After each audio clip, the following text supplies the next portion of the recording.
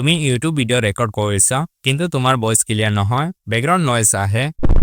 আজি মই তোমাক বেস্ট ভয়েস ৰেকৰ্ডিং আৰু এডিটিং টিপস দিম যাতে তোমাৰ অডিও প্ৰফেশনাল লাগে ভয়েস ৰেকৰ্ডিং আৰু এডিটিং কৰাৰ আগত তোমালোকে জানিব লাগিব যে ভয়েস ৰেকৰ্ডিং আসলতে কেনেকৈ প্ৰপাৰলি কৰিব লাগে ভয়েস ৰেকৰ্ডিং প্ৰপাৰলি যদি তুমি জানি লোৱা তেন্তে তুমি যিকোনো ভয়েস ৰেকৰ্ডিং অতি সহজতে আৰু সুন্দৰকৈ ফোনকালে কৰিব পাৰিবা তোমাৰ টাইম ওয়েস্ট নহব লগতে তুমি প্ৰফেশনাল ভয়েস ৰেকৰ্ডিং নিজে কৰিব পাৰিবা অতি সহজতে সুন্দৰকৈ আৰু সোনকালে কৰিব পাৰিবা best setup for voice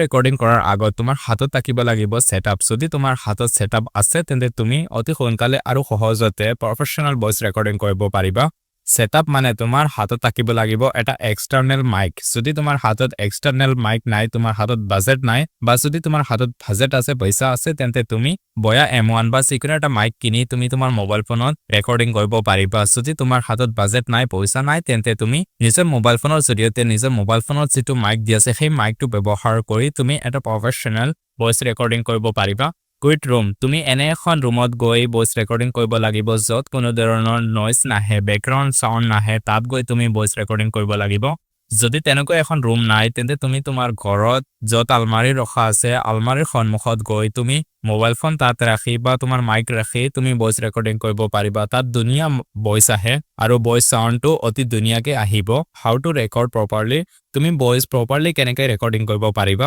recording কৰাৰ সময়তে মাইক ঠিক পজিশনত ৰাখিবা তুমি যত মাইক ৰাখিবা তাত একেবাৰে বেছি সাউন্ড নহয় একেবাৰে কম নহয় তুমি মেইনটেইন কৰি ভয়েস ওভাৰ কৰিবা মাইক প্লেসমেন্ট 6 বা 8 ইঞ্চ ডিস্টেন্সত তুমি ৰাখিবা তুমি তোমাৰ মাইক বা মোবাইল ফোনটো তোমাৰ মুখৰ পৰা 6 বা 8 ইঞ্চ ডিস্টেন্সত ৰাখিবা পপ ফিল্টাৰ ইউজ কৰিব পাৰিবা যদি তোমাৰ হাতত পপ ফিল্টাৰ আছে তেন্তে ইউজ কৰিবা আৰু যদি পপ ফিল্টাৰ নাই তেন্তে তোমাৰ মোবাইল ফোনৰ মাইক্ৰোফোনত তুমি কটন লগাব পাৰিবা কটন লগোৱাই হাতেৰে ধৰি তুমি ভয়েস ৰেকৰ্ডিং কৰিব পাৰিবা বেসিক ভয়েস এডিটিং এতিয়া তোমাৰ ভয়েস কেনেকৈ তুমি এডিটিং কৰিব পাৰিবা ইয়াত মই তোমালোকক সম্পূৰ্ণ প্ৰসেসখিনি দেখুৱাম এইখিনি স্টেপ ফলো কৰাৰ পাছত তোমাৰ নৰ্মাল ভয়েস প্ৰফেশনাল হ'ব লগতে তুমি এজন ভয়েস এডিটৰ হ'ব পাৰিবা সেইকাৰণে প্ৰতিটো স্টেপ সুন্দৰকৈ দেখিবা সুন্দৰকৈ প্ৰেক্টিস কৰিবা আৰু বুজিবা প্ৰথম তুমি প্লে ষ্টৰ বা এপ ষ্টৰত Lexis অডিও এডিটৰ নামৰ এপ্লিকেশনটো পাই যাবা তাত তুমি সেই এপ্লিকেশনটো Lexis অডিও এডিটৰ ডাউনলোড কৰি ইনষ্টল কৰি ওপেন কৰিবা ওপেন কৰাৰ লগে লগে তোমাৰ সন্মুখত এনেকুৱাকৈ ইন্টাৰফেস আহিব তুমি তোমাৰ মোবাইল ফোনৰ পৰা যত তুমি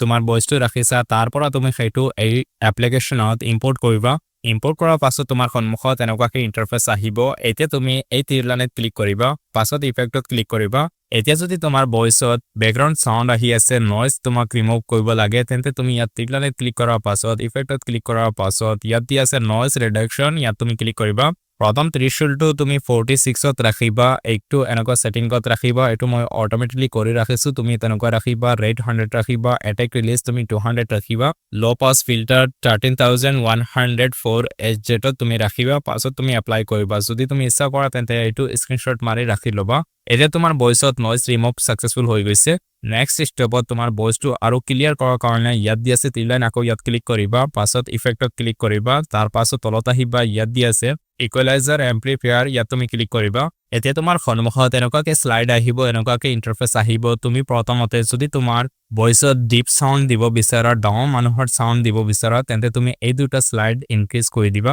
এনেকুৱাকৈ ইনক্ৰিজ কৰিবা আৰু তোমাৰ ভয়েসটো আৰু ক্লিয়াৰ কৰাৰ কাৰণে ইয়াত তুমি চাব পাৰিবা যদি তোমাৰ ভয়েসটো পাতল কৰিব বিচাৰা মিডিয়াম এজ এ ভয়েসটো উলিয়াব বিচাৰা তেন্তে প্ৰথম দুটা এই ৰাইট সাইডৰ দুটা স্লাইড তুমি ইনক্ৰিজ কৰি দিবা এনেকুৱা আৰু এইটো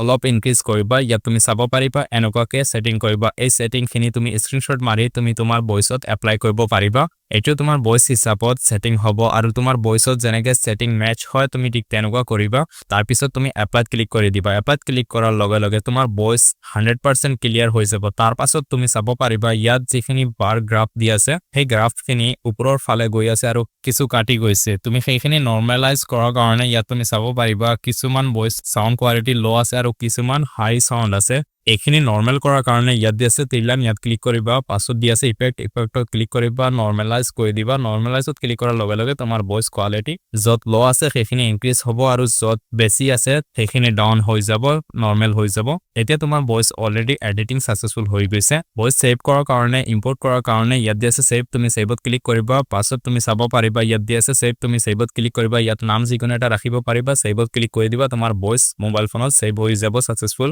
সো আশা কৰিছো তোমালোকে নিশ্চয় বুজি পাইছা এনেকৈ তোমাৰ ভিডিঅ'ৰ ভয়েস ৰেকৰ্ডিং কৰিব পাৰিবা আৰু এডিটিং কৰিব পাৰিবা এইটো ভিডিঅ তোমালোকে কি শিকিব পাৰিছা নিশ্চয় কমেন্টত জনাব আৰু লগতে তোমালোকে নেক্সট কোনটো টপিকৰ ওপৰত ভিডিঅ চাব বিচাৰা নিশ্চয় কমেন্টত জনাব মই নেক্সট ভিডিঅটো তোমালোকৰ বাবে অতি সোনকালে লৈ আহিব পাৰিম যাতে তোমালোকে কিবা এটা শিকিব পাৰা আৰু নিজৰ চেনেলটো গ্ৰো কৰিব পাৰা